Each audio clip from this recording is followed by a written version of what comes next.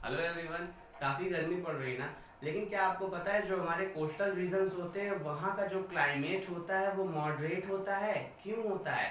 मतलब जो हमारे पानी के आसपास के इलाके होते हैं वहाँ ना ज़्यादा गर्मी पड़ती है ना ज़्यादा ठंडी पड़ती है। ऐसा क्यों होता है भाई? हमारे कोस्टल रीजन्स जैसे हो गए, आपके हमारे भारत में देख लेते हैं, गोवा हो गया, मुंबई हो गया, या कह सकते हैं आंध्र प्रदेश का विशाखापट्टनम, या केरला का कोची, या तमिलनाडु का चेन्नई। ये सब जो एरिया है ना, इनकी एक बाउंड्री समुद्र से लगती है।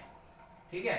तो एक तरफ इनके पानी है, तो इसीलिए इनको कहते हैं पानी के आसपास का एरिया, यानी कि कोस्टल रीजन। यहाँ पर ना ज्यादा ठंडी पड़ती ना ज्यादा गर्मी पड़ती है। क्या है आखिर इसके पीछे का रीजन? इसके पीछे का रीजन है लैंड ब्रिज और सी ब्रिज।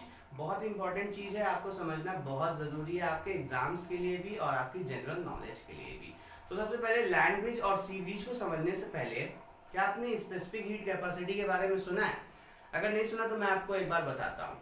किसी भी सब्सटेंस के सर्टेन मास का, यानी थोड़ा सा सब्सटेंस ले लीजिए, थोड़ा सा पार्ट ले लीजिए उस सब्सटेंस का, उसका टेम्परेचर राइज करने के लिए आपको जितनी हीट सप्लाई करने की जरूरत पड़ेगी उतनी हीट को हम कहते हैं स्पेसिफिक हीट कैपेसिटी।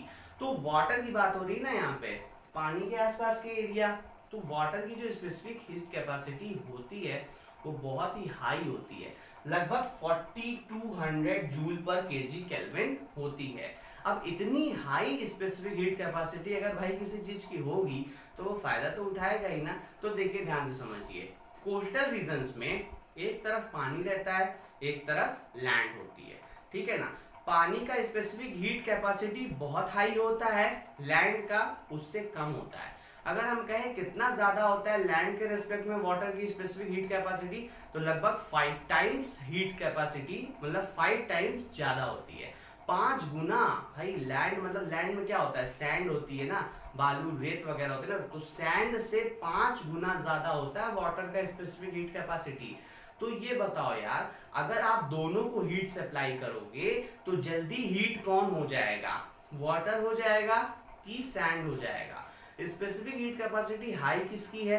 वाटर की है। तो मतलब यार उसको आपको बहुत देर तक हीट सप्लाई करती रहनी पड़ेगी, मतलब देते रहो हीट, तब जाके वाटर आपका हीट होगा। लेकिन आपका सैंड जो है उसकी स्पेसिफिक हीट कैपेसिटी लो है, तो उसको थोड़ी सी हीट देंगे और वो हीट अप हो जाएगा, वो वार्म हो जाएगा। तो इसी से हमारा लैंड ब्रिज और सी ब्रिज का कॉन्सेप्ट निकल कर आता है। तो देखना है दिन के समय में क्या होता है। जैसे ये दिन के समय में हमारे सन से जो हीट आती है वो इक्वली लैंड पर भी जाती है और सी पर भी जाती है, मतलब जो समुद्र होता है या पानी होता है उस पर भी जाती है। लेकिन हमने जैसा बताया कि सन की हीट तो इक्वल जा रही है, पर जल्दी हीट अप कौन हो जाएगा, जल्दी वार्म कौन हो जाएगा? लैंड। दिन के समय में ही सन रहता है ना भाई, तो लैंड जल्दी हीट अप हो जाएगी, और इंस्टेड वाटर जो है उसको देर लगेगा क्योंकि इसकी स्पेसिफिक हीट कैपेसिटी बहुत ज्यादा है। तो लैंड जल्दी हीट हो जाती है, तो यहाँ से वार्म एयर निकलती है, गर्म हवा निकलती है। और जो गर्म हवा होती है ना यार, जो हॉट एयर या वार्म एयर होती है वो लाइट होती है, हल्की होती है, इसीलिए वो ऊपर की तरफ जाती है। कहाँ जाती है? राइज अप होती है, ऊपर की तरफ जाती है। लेकिन यहाँ पास जो एयर होती है हमारी वाटर के पास, यहाँ पे वार्म एयर नहीं होगी ना, क्योंकि इसको हीट करने के लिए तो बहुत ज्यादा हीट चाहिए। तो यहाँ पर कौन सी एयर होती है? हमारी ठंडी हवा होती है। अब ये जो यहाँ पे जो हमारी हॉट एयर होती है, वार्म एयर होती है कह सकते हैं, ये हमारी ऊपर चली जाती है, और यहाँ वाटर के ऊपर जो होता है कूल एयर यानी ठंडी हवा, ये आके इसकी प्लेस ले लेती है।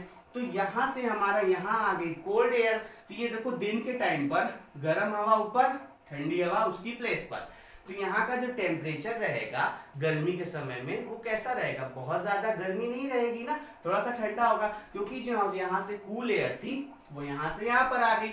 अब इसको हम क्या कहते हैं? जब हमारा सी से, मतलब समुद्र से, जब हमारी लैंड पर एयर ब्लो करती है, कौन सी air? Cool air, cold air कह सकते हैं, तो उसको हम कहते हैं सी ब्रीज। ये आपका लिखा हुआ है, इसे हम कहते हैं सी ब्रीज। ये कब होता है हैपन? डे के टाइम पे होता है, इतना आपको याद रखना है। ठीक है, दिन के समय पे ये घटना होती है हमारी सी ब्रीज वाली। अब हम चलते हैं रात में। अब ये बताओ, रात का जो टेम्परेचर होता है ना वो कैसा होता है? बहुत ज्यादा ठंडा होता है कि गर्म होता है?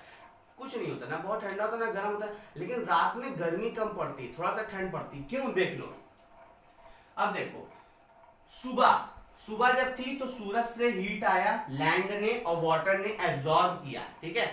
लेकिन इसको हीट देना ज्यादा समय लेगा क्योंकि इसकी स्पेसिफिक हीट कैपेसिटी बहुत हाई है, लेकिन इसकी स्पेसिफिक हीट कैपेसिटी तो बहुत हाई नहीं है ना लैंड की, तो ये बहुत जल्दी हीट को एब्जॉर्ब कर लेगा। मतलब हम कह सकते हैं जो हमारी लैंड है, लैंड में जो सैंड है वो हमारा गुड एब्जॉर्बर है ना। जो गुड एब्जॉर्बर होता है वो गुड एमिटर भी होता है, मतलब जो लेने वाला अच्छा होता है वही अच्छा देने वाला भी होता है। जैसे हम बात कर सकते हैं जब रात होती है तो रात में जितनी तेजी से दिन में लैंड में हीट एब्जॉर्ब हुई थी उतनी तेजी से रात में लैंड से हीट एमिट होने लगेगी, हीट निकलने लगेगी बाय मींस ऑफ रेडिएशन। तो अब देखिए क्या होगा, अब रात होने तक भाई इतनी हीट तो वाटर को मिल गई कि वाटर हमारा हीट हो गया है ना, स्पेसिफिक हीट कैपेसिटी हाई है, लेकिन टाइम के रहते इतनी हीट सप्लाई हो गई कि आई। तो इसका जब हीटअप हो गया, गर्म हो गया, तो गर्म हवा हमारी हमने क्या बताया ऊपर जाने लगेगी। अब हमारा जो लैंड था वो रात में कूल हो गया, वो हीट निकाल दिया अपनी, तो यहाँ पर हो गई आपकी कूल एयर, कोल्ड एयर। तो ये जैसे यहाँ से वार्म एयर ऊपर जाएगी तो यहाँ से कूल एयर जाके उसकी प्लेस ले लेगी ना, तो यहाँ का टेम्परेचर क्या हो जाएगा, फिर से क्या हो जाएगा, मॉडरेट हो जाएगा। मतलब बहुत ठंडा भी नहीं रहेगा, बहुत गर्म भी नहीं रहेगा। तो यहाँ पे क्या होता है, रात के समय पे लैंड से कूल एयर, कोल्ड एयर कह सकते हैं, ब्लो होके लैंड से सी की तरफ जाती है, तो उसको हम कहते हैं लैंड ब्रिज। ये आपका ठीक है, लैंड ब्रिज भी समझ गया, सी ब्रिज भी समझ गया। तो हमें समझ में आ गया कि हमारा जो वो होता है वाटर के आसपास का जो एरिया होता है उसका जो टेम्परेचर होता है वो कैसे मेंटेन रहता है, ना ज्यादा हाई जाता है ना ज्यादा लो जाता है। अब ये देखिए आप एक चीज समझिए, और यहाँ था गर्म हवा गई, ठंडी एयर आके उसकी प्लेस ले ली, ठीक है ना।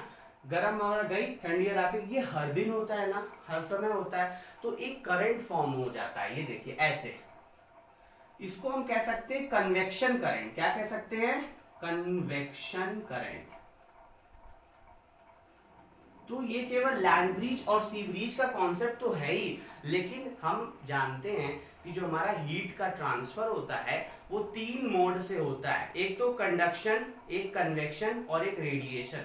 तो यहाँ पे देखो कन्वेक्शन करंट बन रही ना, ये गया यहाँ से वहां, यहाँ से वहां, तो ये एक कन्वेक्शन का भी एप्लीकेशन है, मतलब heat transfer by convection process का भी एक प्रैक्टिकल एप्लीकेशन आप कह सकते हैं इसको। जैसे एक प्रैक्टिकल एप्लीकेशन मैं आपको बताऊं, वेंटिलेशन। जैसे हमारे घरों में गर्मी बहुत पड़ती है तो हम वेंटिलेटर की सुविधा करते हैं, मतलब वेंटिलेशन की कहीं पे सुविधा करते हैं कि कहीं खिड़की विड़की हो जाए जिससे आपकी जो गर्म हवा है घर के अंदर वो बाहर निकल जाए और बाहर से फ्रेश एयर आ जाए, जो उस गर्म हवा की जो जगह थी, वो स्पेस थी, उसको ऑक्युपाई कर ले। तो ये आपका जो करंट होता है वो बना रहता है अंदर बाहर का, तो एक कन्वेक्शन करंट फॉर्म हो जाती है ना, तो उसी को कहते हैं हीट ट्रांसफर बाय कन्वेक्शन। इसी तरह का कुछ यहाँ भी होता है हमारा कि कन्वेक्शन करंट की वजह से हमारा कूल एयर दिन के समय पे सी से लैंड की तरफ आती है और रात के समय पे लैंड से सी की तरफ जाती है, और टेम्परेचर भी हमारा मेंटेन रहता है। तो इसीलिए हमारा जो सी शोर होता है, या कह सकते हैं जो हमारे कोस्टल रीजन्स होते हैं, वहां का क्लाइमेट मॉडरेट होता है। Thank you.